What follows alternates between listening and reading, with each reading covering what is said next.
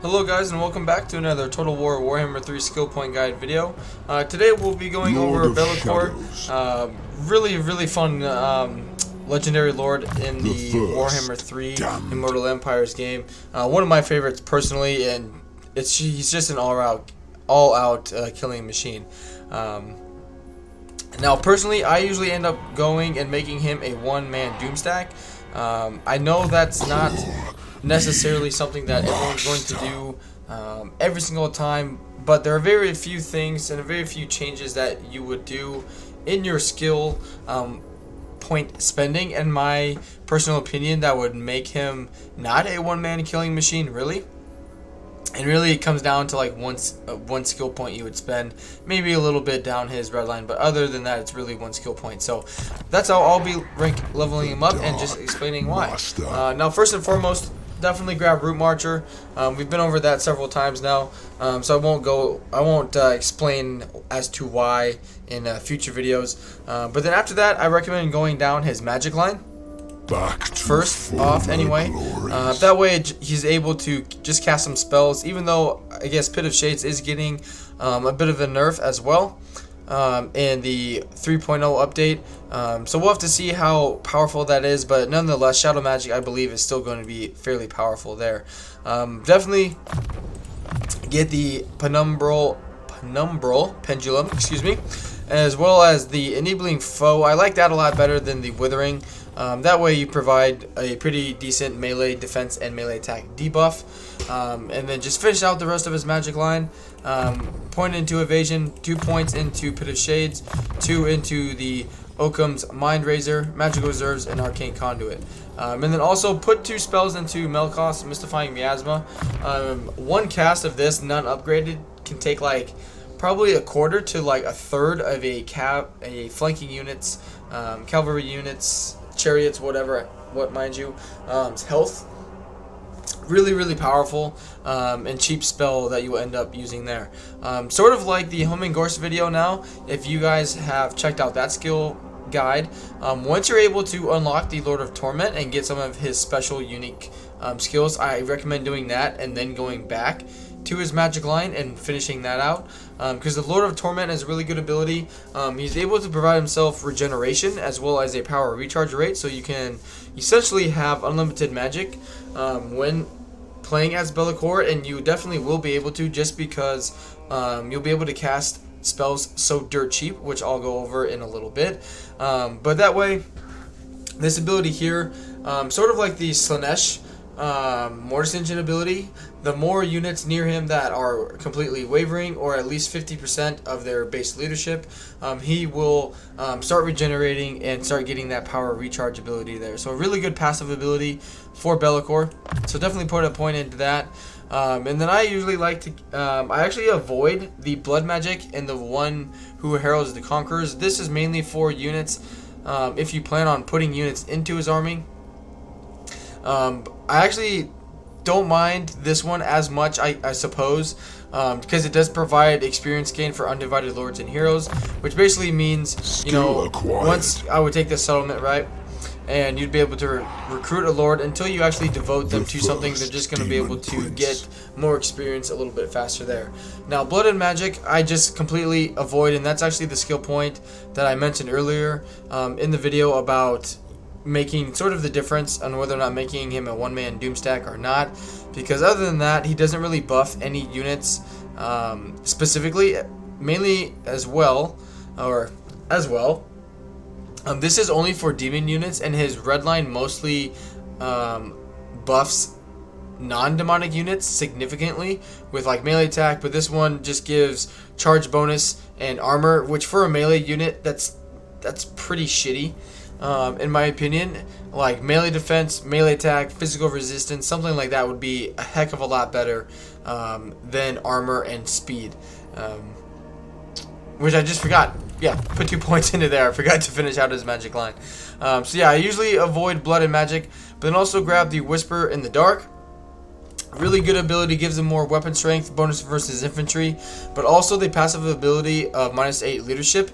for enemies in a region or in an area of effect on the battle map is really good, and it also removes the immune to psychology. So units such as like the dwarf roster that are immune to fear and terror, I believe, or just any unit that has that trait, that he just strips that from them and basically makes them a little easier to break, which then in turn makes the Lord of Torment ability more likely to happen faster in your battles, which just lets him heal.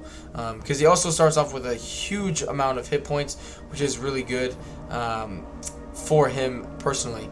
Now, really the big sort of like, this skill point is just fantastic, just makes him super powerful, is the Father in Shadow ability, which is mainly the Winds of Cost magic minus 30% for the Lore of Shadow spells, so as well as the cooldown 30%. Now Belakor has a Gift of Chaos that you can get from Sinch, which I can't show it to you because I haven't progressed in the campaign here to show you.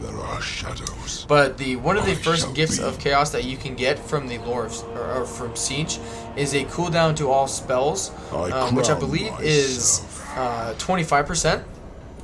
And so if you take that 25% plus 30%, you're at 55%. And then the cooldown, once you put 2 points into a spell, is another 50%. So basically, you'll cast a Pit of Shades. The spell will last for 13 seconds, and then as soon as that 13 seconds is up, you'll be able to cast it immediately again. So really the only thing holding him back is the fact that your Winds of Magic is limited, or else you'll be constantly, or you're able to constantly be casting spells without them never stopping, essentially. So it makes him an extremely powerful spellcaster in the game, arguably one of the strongest in the game comparatively to Teclis and Kairos himself. Very powerful spellcaster in the game. And then I also like to grab Dark Master after finishing his magic line and his special skill line, just because it's a really good ability if you're going up against someone like Archeon, for example, that has really powerful stats, or any lord you may be fighting that has very powerful stats. Being able to reduce their melee attack by minus 40 is a really good ability there, just to make them less likely to hit you, because his melee defense isn't that great to start off with. But after that, I recommend just going down his melee line. Anytime you go down the melee line, it's just to make that individual character just that much stronger in combat. Now, I avoid Indomitable because leadership I don't really worry about too much, because more likely than not, even though he does have the Blade of Shadow, which provides melee attack and armor piercing damage for each kill that he makes, I usually end up getting him the Sword of Cain, because he does need to become unbreakable in battle, or else you will get the army loss penalty inflicted upon you for not having a unit on the ground at all times. So being able to make him unbreakable is almost essential in terms of making him a one-man Doomstack. So that's why I avoid it. Now, if you're playing with the one-button respec mod like I do, you can put 2 points into it or a point into it, and then once you make him unbreakable, you can just reset the skill points and then just ignore it. It's up to you, but personally, I would just avoid it altogether, because playing as Belakor, a lot of people are going to hate you anyway. You don't have supply lines, so you don't really have to worry about people hating you or paying more money per turn, because you'll be making so much money from fighting enemies and sacking settlements. Like, it's really not going to make that big of a difference. Same with control. You'll get enough extra control from your corruption, as well as other means of providing that public order for you. So really, there's no downside into grabbing the Sword of Cain as Belakor. Just makes him stronger, gives him more armor piercing damage, gives him the Sword of Cain Vortex spell, just really good ability there.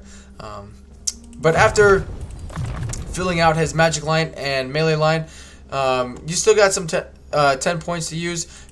Definitely grab some more missile resistance. He's a flying unit. He's a large unit. Make sure he's a little more resistant to those missiles coming at him. Definitely grab Mentor. Again, sharing experience that you can no longer actually use for your character is always handy in your campaigns. But definitely after that, in terms of the blue line, I actually put 3 points into Devious Plotting just for the ambush success chance. And then Usually I'll do Relentless Advance just in case you start taking attrition for some reason. That'll just reduce it. But the main thing is just spending the 4th point here so you can get Unholy Resilience. That way if he ends up taking loads of damage over the end turn from a battle, he'll be able to replenish really quickly there. And then finishing out the skill point, or his skill points, it's personal preference. If you want to put it into Blood and Magic, you can, in case you want to end up giving him some demon units.